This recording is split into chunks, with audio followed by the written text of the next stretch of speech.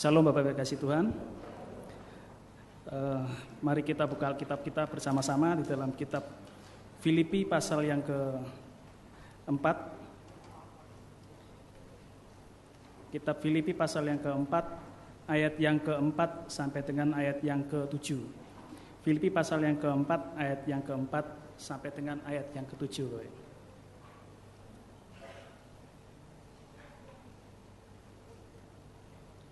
Kita akan baca bersama-sama ayat firman Tuhan ini. Saya jemput kita bangkit berdiri, Bapak Ibu. Kita akan baca bersama-sama.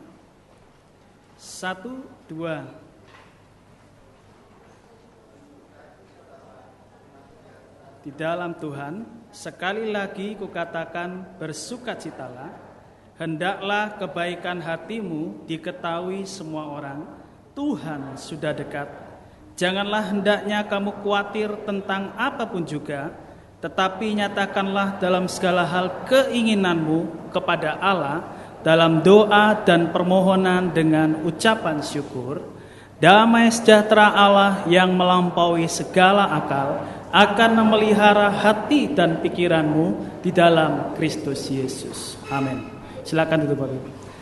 Bapak Ibu kasih Tuhan, saat siang hari ini kita akan belajar bersama-sama mengenai satu topik atau tema yang sangat simpel dan sederhana, yaitu kita akan berbicara mengenai damai sejahtera. Mengenai damai sejahtera. Bapak Ibu kasih Tuhan, banyak dari kita mungkin berpikir bahwa kata damai atau kata damai sejahtera itu adalah kita yang menentukan.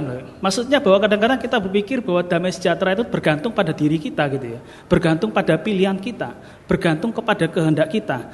Dan pada akhirnya ketika kita sampai pada satu pikiran itu, maka kita akan dibawa kepada suatu keputusan hati kita untuk menukar kegelisahan hati kita, untuk mengganti tekanan-tekanan batin yang kita alami, untuk kemudian menukar juga segala ketakutan-ketakutan yang kita alami, sehingga pada akhirnya kita berusaha dengan kekuatan kita untuk mendapatkan kedamaian menurut pikiran, menurut pilihan kita sendiri, Bapak Ibu.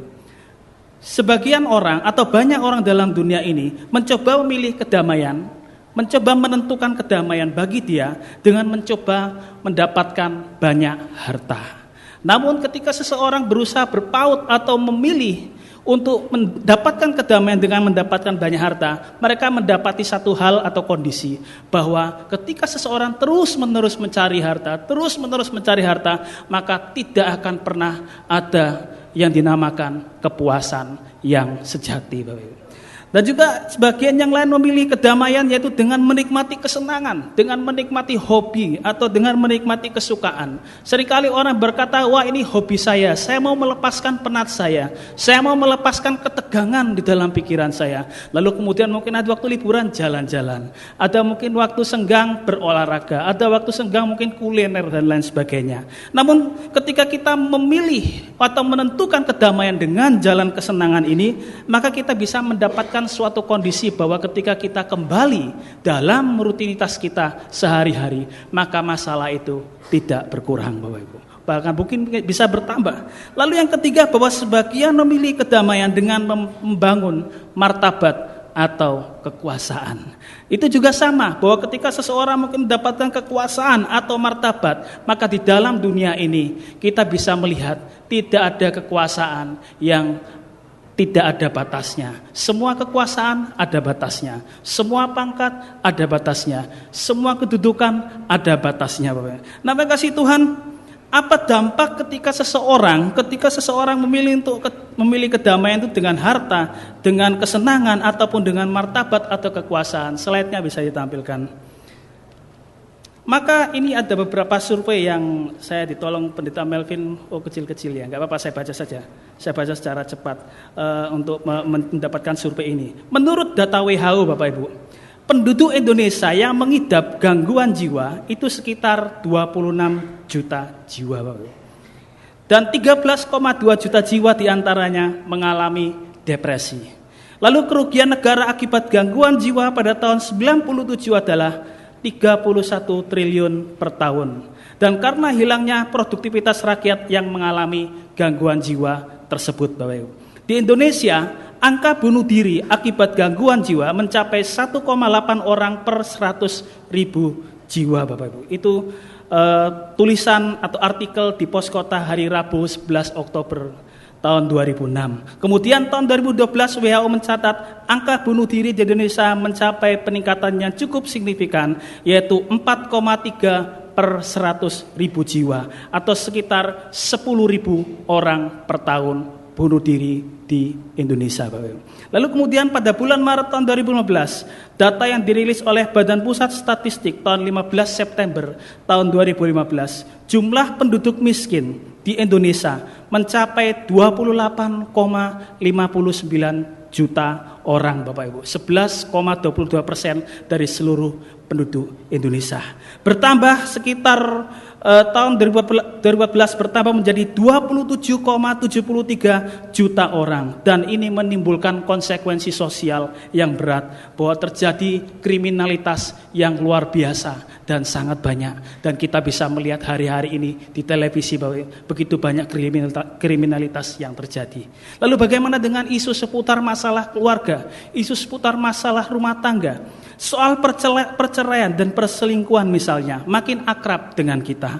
Angka perceraian di Indonesia di angka paling tinggi di Asia Pasifik Bapak Ibu. Menurut BKKBN tahun 2013, di Indonesia terjadi 40 kasus perceraian setiap jamnya Bapak Ibu. Setiap jamnya. Dan sebanyak 70% perceraian diajukan oleh istri. Hal itu terutama karena ketidaksiapan menikah yang ditandai dengan rumah tangga yang tidak harmonis. Tidak ada tanggung jawab dari pihak suami, persoalan ekonomi, dan juga kehadiran pihak yang ketiga. Belum lagi masalah-masalah kekerasan dalam rumah tangga, belum lagi masalah hamil di luar pernikahan, belum lagi bicara persinahan, kecanduan obat terlarang, judi, korupsi, dan lain sebagainya. Ada banyak kemungkinan ini tidak hanya dialami oleh orang non-Kristen. Orang Kristen juga bisa mengalami hal yang sama Bapak. Nah Bapak kasih Tuhan, kita bisa melihat dampak-dampak yang luar biasa buruknya ketika seseorang menyandarkan atau memilih kedamaian di luar Tuhan Bapak. Pertanyaannya adalah, di manakah kita mendapatkan kekuatan? Di manakah kita mendapatkan kemenangan untuk menghadapi tekanan-tekanan dan ketakutan yang menghampiri kehidupan Bapak Ibu dan saya? Saya mau katakan Bapak Ibu bahwa kita bisa bebas dari tekanan. Kita bisa menang dari ketakutan kita ketika kita memilih menemukan kedamaian itu di dalam Tuhan. Amin Bapak Ibu, kita akan menang, kita akan bebas, kita akan kuat dari tekanan-tekanan kita saat kita memilih kedamaian itu di dalam Tuhan. Firman Tuhan menyatakan bahwa kedamaian yang diberikan oleh Tuhan tidak bergantung pada apa yang ditawarkan oleh dunia ini Bapak Ibu. Tapi kedamaian yang ditawarkan Tuhan adalah Tuhan akan berikan saat kita datang dan meminta kepada Tuhan Bapak Ibu. Saat kita datang membangun hubungan yang benar dengan Tuhan, maka damai sejahtera itu akan dicurahkan dalam kehidupan Bapak Ibu dan saya. Matius 11 ayat yang ke-28 mengatakan, marilah kepadaku semua yang letih lesu dan berbeban berat, aku akan memberi kelegaan kepadamu. Nah, yang kasih Tuhan, pada saat siang hari ini kita akan belajar tiga dampak yang kita terima saat kita memilih damai sejahtera yang berasal dari Tuhan. Dampak yang pertama sambil kita buka di dalam kitab Filipi pasal yang ke-4 sampai 7 Bapak Ibu. Dampak yang pertama bahwa damai sejahtera Allah akan memberi kita hari depan yang penuh pengharapan. Amin Bapak Ibu. Saat kita terima damai sejahtera dari Tuhan, maka kita percaya masa depan kita, masa depan yang penuh dengan pengharapan. Nah Bapak kasih Tuhan, kadang-kadang memang ketika kita sudah menerima Yesus, kita sudah mengikut Yesus, maka tidak jarang juga kita harus masuk di dalam satu pengalaman yang tidak mengenakkan dalam kehidupan kita. Kadang-kadang juga pengalaman-pengalaman itu bisa membuat seseorang tidak bisa tidur atau sekedar beristirahat Bapak Ibu. Ada satu cerita Bapak Ibu mengenai seorang petobat baru, seorang petobat Petobat baru yang sudah 1 tahun dia bergereja, bahkan sudah dibaptis pada pertengahan tahun yang lalu. Bahkan petobat baru ini sudah berusaha rutin untuk membaca Alkitab. Bahkan juga dia tidak segan-segan bertanya apabila ada bagian Alkitab yang dia tidak mengerti kepada hamba Tuhan. Namun satu kali Bapak Ibu, ketika dia sudah bertobat, dia sudah dibaptis dan dia sudah membaca Alkitab, dalam satu kali dia mengalami pengalaman yang sangat pahit dalam kehidupan. Dia mengalami tekanan-tekanan yang sangat berat dalam kehidupannya Bapak Ibu. Dia diizinkan Tuhan mengalami lembah kekelaman dalam kehidupannya Bapak Ibu. Lalu Bapak Ibu perhatikan apa yang dia katakan ketika dia mengalami masalah dalam lembah kekelaman itu. Dia berkata demikian, Pak Pendeta, saya sangat bersyukur atas apa yang Tuhan telah lakukan dalam kehidupan saya. Sebenarnya saya ingin terus maju bersama dengan Tuhan. Namun saya menyadari bahwa saya masih banyak melakukan kecurangan. Bahkan keegoisan diri saya masih sangat kuat. Bahkan saya masih takut bahwa saya tidak akan pernah bisa berbuat benar di hadapan Tuhan. Dan sejujurnya bahwa saya menghabiskan banyak malam-malam saya dengan saya merenungkan, ada enggak harapan bagi saya? Ada enggak kesempatan bagi saya untuk saya dapat lepas dari kesalahan-kesalahan saya di masa yang lalu? Ini suatu pertanyaan yang menjadi perenungan bagi saya. Suatu pertanyaan yang menjadi perenungan bagi kita. Mungkin hari-hari ini kita rajin ke gereja, namun hati kita, pikiran kita masih tergelayut atau masih terganggu dengan pertanyaan-pertanyaan seperti ini Bapak Ibu. Karena apa? Bahwa janji Tuhan ketika seseorang dalam Tuhan, dia tidak lepas dari masalah juga. Nah, kasih Tuhan, terkadang Tuhan izinkan kita masuk dalam peristiwa yang tidak mengenakkan dalam kehidupan kita. Tapi kita lihat satu hal, bahwa Tuhan punya kepentingan untuk kita tetap kuat di dalam Tuhan. Amin Bapak Ibu. Tapi yang kedua adalah iblis juga punya kepentingan. Iblis mencoba memakai masalah yang kita hadapi. Iblis mencoba memakai tekanan-tekanan yang kita alami itu untuk menjadi jembatan untuk menjauhkan kita dari rencana Tuhan Bapak Ibu. Dengan jalan apa? Bagaimana cara kerja iblis? Iblis berusaha membangkitkan dosa dan beban di masa lalu kita Bapak Ibu. Nah, kasih Tuhan, sampai titik mana? Sampai titik mana kita berdosa di hadapan Tuhan? Sampai titik di mana kita terus menerus memikul sendirian beban dan dosa itu. Lalu kemudian kita terpenjara dalam satu kondisi bahwa kita tidak lagi mengalami sukacita di dalam hati kita. Jadi ketika kita sudah kalah dalam lembah kekelaman itu, sudah tidak ada lagi sukacita dalam hati kita. Firman Tuhan Filipi 4 ayat yang keempat mengatakan, bersukacitalah di dalam Tuhan. Sekali lagi, bersukacitalah. Kata sukacita ini Bapak Ibu mendorong kita, mengingatkan kita untuk kita mengingat Bapak Ibu. Satu peristiwa sukacita yang kekal yang Tuhan izinkan dalam kehidupan Bapak Ibu dan saya. Yaitu satu sukacita ketika kita ketika kita menerima pengampunan dari beban dan dosa yang kita telah alami di masa yang lalu. Dan ketika kita telah menerima pimpinan Yesus, menerima Yesus sebagai Tuhan dan Juru Selamat. Dan kita mendapatkan pengampunan yang penuh dari Tuhan. Amin Bapak Ibu. Itu adalah sukacita yang Tuhan sebenarnya sudah berikan bagi kita di awal pertobatan kita. Namun kadang-kadang pengalaman kita yang tidak mengenakan kadang mencoba mengganggu, mencoba membelokkan arah kita dari rencana Tuhan Bapak Ibu. Firman Tuhan mengingatkan kita di dalam Mazmur 103 ayat 12, sejauh timur dari barat Tuhan sudah membuang jauh segala dosa dan kesalahan kita. Sukacita yang sejati dikatakan di sini bahwa Tuhan ingin supaya kita mengerti bahwa kita bangga menjadi orang anak Tuhan. Artinya apa? Kita telah mendapatkan Yesus. Kita telah menerima pengampunan Yesus. Sehingga kita katakan kita orang paling beruntung di dalam dunia ini Bapak Ibu. Oleh karena itu pengen kasih Tuhan, saat-saat ini mungkin kita mengalami lembah kekelaman. Saat-saat ini mungkin kita mengalami tekanan-tekanan yang berat dalam kehidupan kita. Ingat satu hal, bahwa damai sejahtera itu mengingatkan kita untuk kita bisa ada dan percaya bahwa Yesus mengasihi kita. Ada hari depan yang cerah dalam kehidupan kita Bapak Ibu. Tadi pagi Bapak Ibu saya lihat berita Bapak Ibu, itu di daerah Pantura di Tuban itu ada satu truk yang berisi pupuk dan juga bibit lele, truk yang besar. Sopir ini saksi ketika itu ada dari seberang jalan sana ada kendaraan yang menyalip dan sopir truk ini kemudian berusaha membanting setirnya ke kiri dan pada akhirnya truk itu terguling dan kemudian truk itu menabrak pintu dan atap rumah yang di samping di pinggir jalan itu, Bapak Ibu. Saya bayangkan, Bapak Ibu, Tuhan adalah sopir truk itu, Bapak Ibu, dan kita ada di dalam truk itu.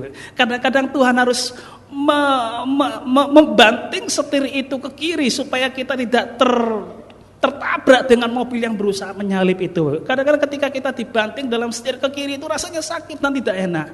Tapi sebenarnya di situ saya percaya supir truk ketika truk itu terbanting ke kiri, dia tidak akan membiarkan truk itu terus di situ. Amin, Ibu. Dia akan coba mengembalikan truk itu dalam posisi semula. Dia akan menservis truk itu, lalu kemudian truk itu bisa beroperasi secara kembali.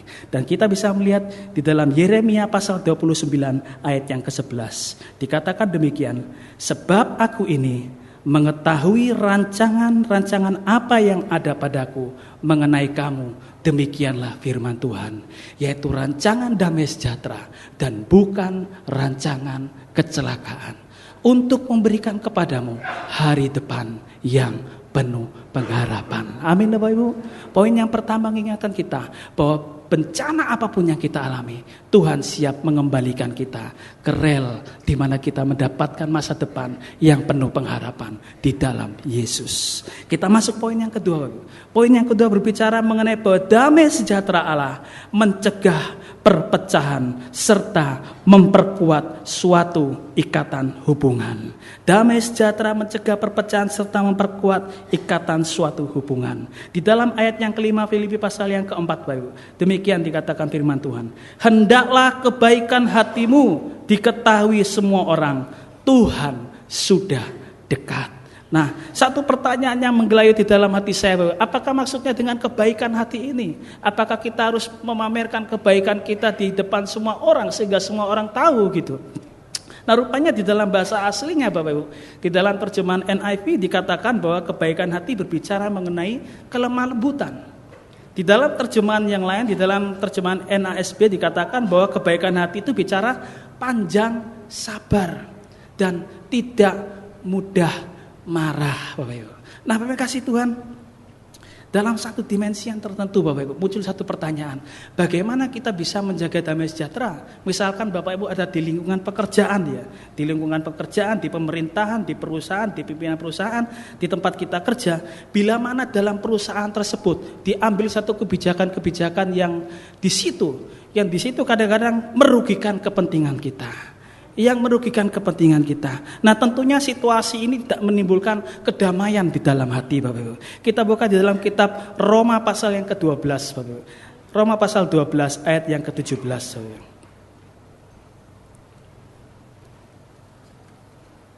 Dikatakan Roma pasal 12 ayat yang ke-17, Bapak Ibu.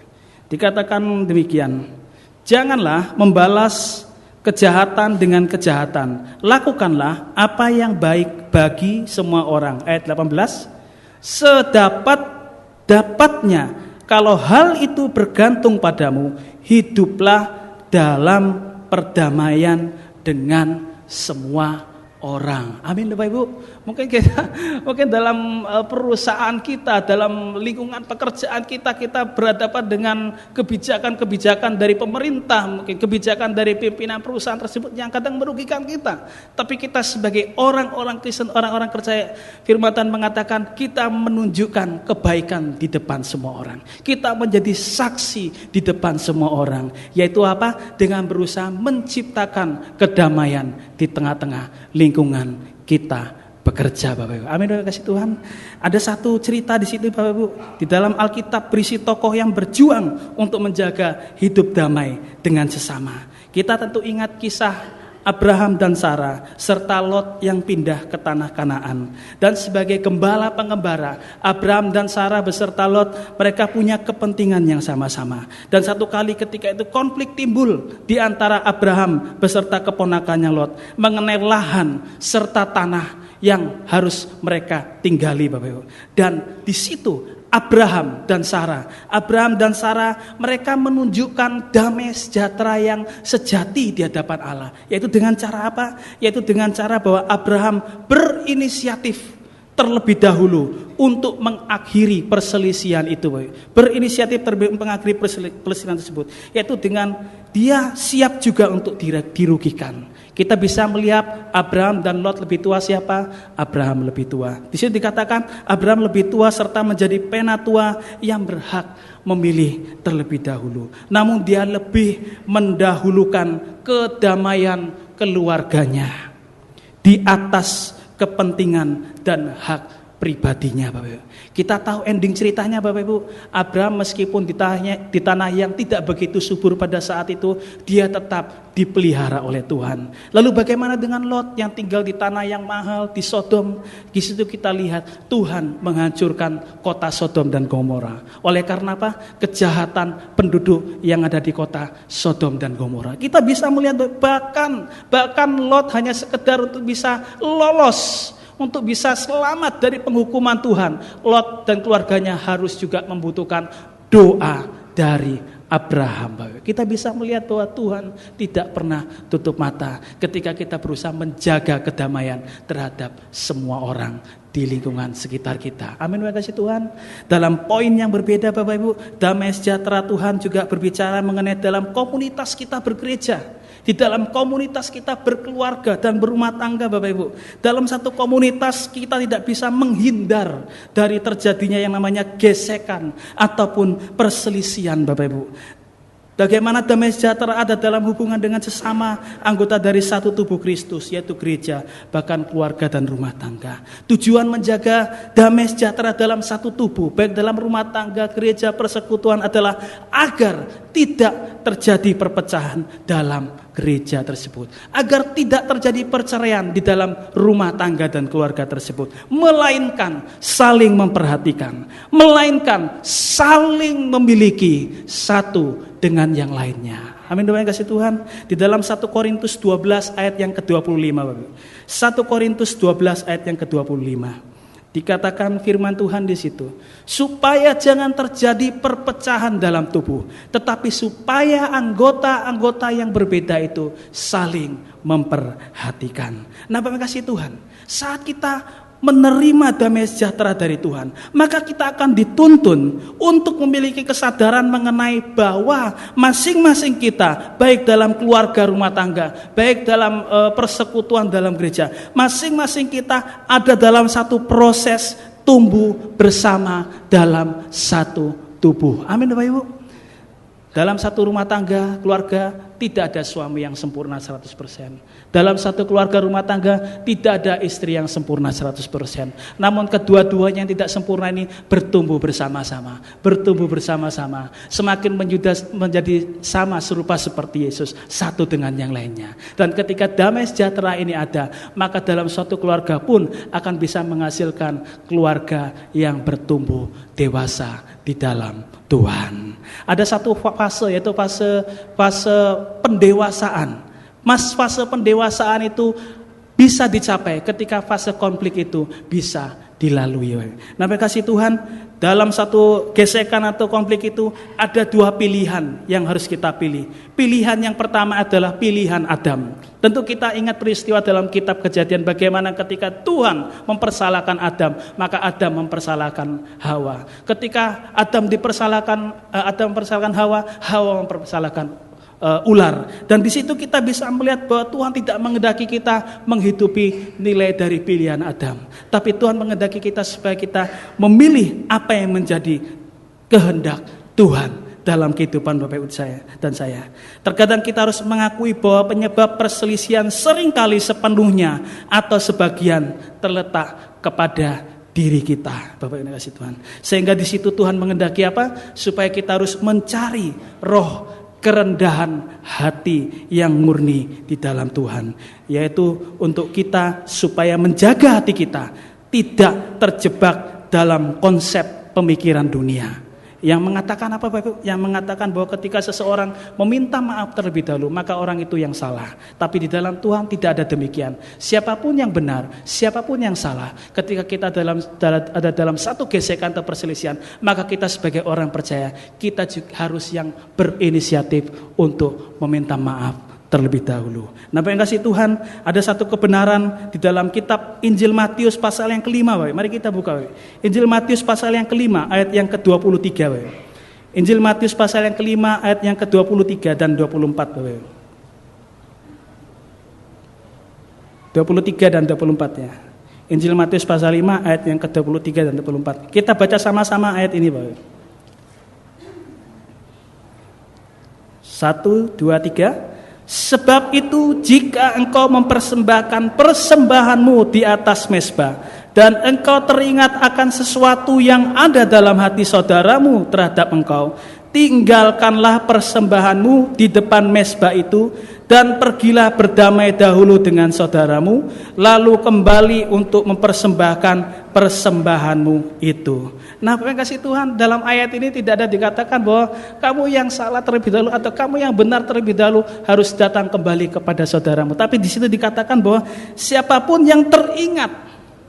Nah, di situ Tuhan menghendaki supaya kita apa? Tuhan menghendaki bahwa tidak ada bedanya kita berbuat salah ataupun kita menderita perbuatan salah. Yang manapun kasusnya, ketika kita memiliki konflik tersebut, kita punya tanggung jawab untuk memprakarsai usaha perdamaian tersebut. Nah, kasih Tuhan, ini yang dinamakan dengan memulihkan damai dengan cara yang saleh. Saya cuma berpikir satu hal, Bapak Ibu, berapa banyak rumah tangga Kristen akan diselamatkan dari perceraian ketika kita mengambil nilai konsep ini. Siapapun yang salah, siapapun yang benar, tidak masalah. Namun satu hal yang pasti, ketika ada satu perselisihan, maka kita sebagai orang Kristen, kita sebagai anak Tuhan, kita datang terlebih dahulu untuk minta maaf. Kadang-kadang saya kepada istri, saya lebih banyak bilang maafnya. Aduh, saya minta maaf, saya salah gitu. Istri saya juga punya senjata demikian. Iya, kamu buat salah minta maaf, besok diulangi lagi. Yaitu namanya memang harus terus menerus gitu ya. Kadang-kadang manusia ada lupa gitu ya. Tapi ya itu tadi, saya berusaha kalau misalnya salah ya saya minta maaf gitu. Lalu yang ketiga Bapak Ibu, yang terakhir, damai sejahtera Allah mendatangkan pemeliharaan yang kekal di dalam kehidupan kita. Poin yang terakhir, yang ketiga ini di dalam kitab Filipi pasal 4 ayat yang ke-6. Filipi pasal 4 ayat yang ke-6. Dikatakan, janganlah hendaknya kamu khawatir tentang apapun juga, tapi nyatakanlah dalam segala hal keinginanmu kepada Allah dalam doa dan permohonan dengan ucapan syukur. Bapak Ibu, satu kata di sini yang menarik bicara mengenai kekhawatiran, Bapak Ibu. Kekhawatiran berarti kita masuk dalam situasi yang cemas, bimbang, dan masing-masing kita punya kekhawatiran sendiri-sendiri. Ada yang khawatir akan masa depan kehidupan kita, ada yang khawatir akan masa depan kehidupan rumah tangga kita, ada yang khawatir akan masa depan anak-anak kita, sekolahnya bagaimana, masuk biaya sekolah begitu tinggi biayanya. Lalu ada yang khawatir dengan usaha dan pekerjaannya. Di HF kemarin banyak yang saksi bagaimana sampai hampir 1 minggu, 1 bulan sepi rasanya seperti orang yang nganggur, pembeli pun sepi dan kosong. Ada banyak sekali kesaksian-kesaksian seperti itu yang hari-hari ini kita dengar, dan itu kadang-kadang membuat kita bisa risau, kita bisa khawatir Bapak Ibu. Dan saya mengambil satu kata kekhawatiran. Kekhawatiran di dalam bahasa aslinya berkata merimnate, yaitu bicara mengenai suatu tekanan di dalam jiwa kita yang itu bisa menimbulkan suatu penyakit secara fisik. Kata dasar dari merimnate adalah erinton, yang berarti bahwa ketika seseorang itu khawatir, maka seseorang itu sedang diperhadapkan pada 2 tembok, Bapak Ibu. Pada 2 tembok. Tembok yang di depannya adalah tembok iman, dan tembok yang di belakang adalah tembok kekhawatiran. Maka ketika seseorang diperhadapkan pada satu kebutuhan yang membawa dia khawatir, dia harus memilih. Dia harus memilih menghadap pada tembok iman, atau dia harus memilih menghadap pada tembok kekhawatiran yang di belakang. Dan di situ firman Tuhan menghendaki supaya kita lebih condong untuk melihat tembok iman, dan kita membelakangi tembok kekhawatiran kita. Amin Bapak Ibu. Karena apa? Ketika kita terus-menerus khawatir, ketika pandangan mata kita melihat ke tembok kekhawatiran itu, di situ dosa akan kuat di dalam kehidupan kita. Nah, kasih Tuhan, orang yang tidak memiliki kekayaan jadi korban kekhawatiran dan kehilangan iman. Bahkan orang yang memiliki kekayaan juga bisa khawatir kekayaannya berkurang, Bapak Ibu. Firman Tuhan mengatakan bunga bakung atau bunga lili itu adalah satu bunga yang terdapat di Palestina, Bapak. Banyak penafsir pendapat bahwa apa yang dimaksudkan bunga bakung atau bunga lili adalah bunga anemone yang banyak sekali di lereng gunung pada bulan Februari dan Maret. Usia bunga bakung atau bunga lili cuma 2 bulan, Bapak. Cuma 2 bulan, warnanya ungu dan sangat indah ketika bunga ini merekah gitu, Bapak. Tapi usia bunga yang 2 bulan itu saja Tuhan pelihara luar biasa. Diberikan bunga yang indah, bahkan firman Tuhan mengatakan indahnya melebihi pakaian kebesaran dari seorang raja, dan raja itu Raja Salomo.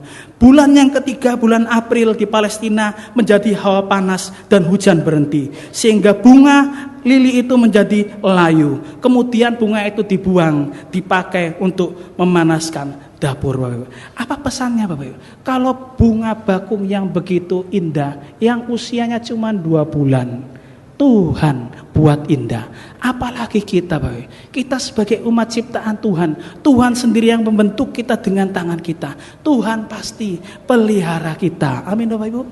Damai sejahtera Allah akan menghindarkan kita dari dosa yang diakibatkan oleh kekhawatiran. Tapi damai sejahtera itu juga akan menggerakkan hati kita untuk kita datang dan berdoa kepada Tuhan.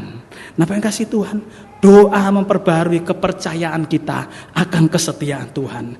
Doa juga membuat kita menyerahkan segala kecemasan kita dan kebimbangan kita kepada Tuhan. Serta doa juga meyakinkan dalam hati kita bahwa ada pemeliharaan Tuhan dalam hidup kita. Mari kita doa dengan sungguh-sungguh, disertai ucapan syukur. Dan itu akan membawa kita dalam satu goal yang penting. Saat kita menjaga hati kita ada dalam damai sejahtera Tuhan, maka Tuhan akan membuka tingkap-tingkap langitnya dengan cara yang ajaib dan heran.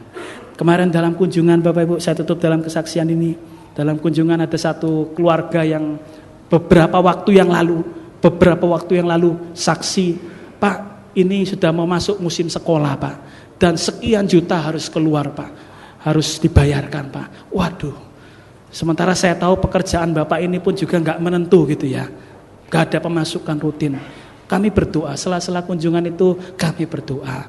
Lalu kemudian dalam beberapa hari yang lalu, Bapak Ibu, dalam seminggu yang lalu, ketika anak-anak sudah masuk sekolah, kemudian dalam kunjungan sambil saksi satu dengan yang lainnya, Bapak ini bersaksi, Bapak, bahwa puji Tuhan, Pak, ketika kami membutuhkan uang yang sekian banyaknya, Pak, ketika itu Tuhan jawab, Pak. Ketika itu Tuhan cukupkan biaya untuk masuk sekolah itu, Pak. Waduh, Tuhan Yesus ajaib dan heran. Amin, Bapak Ibu. Ketika kita setia kepada Tuhan, Tuhan akan memelihara kita sampai kepada hal-hal terkecil dalam kehidupan kita. Tuhan Yesus tolong kita untuk kita terus maju dan percaya. Ketika kita jaga damai sejahtera, maka Tuhan akan pelihara kehidupan kita.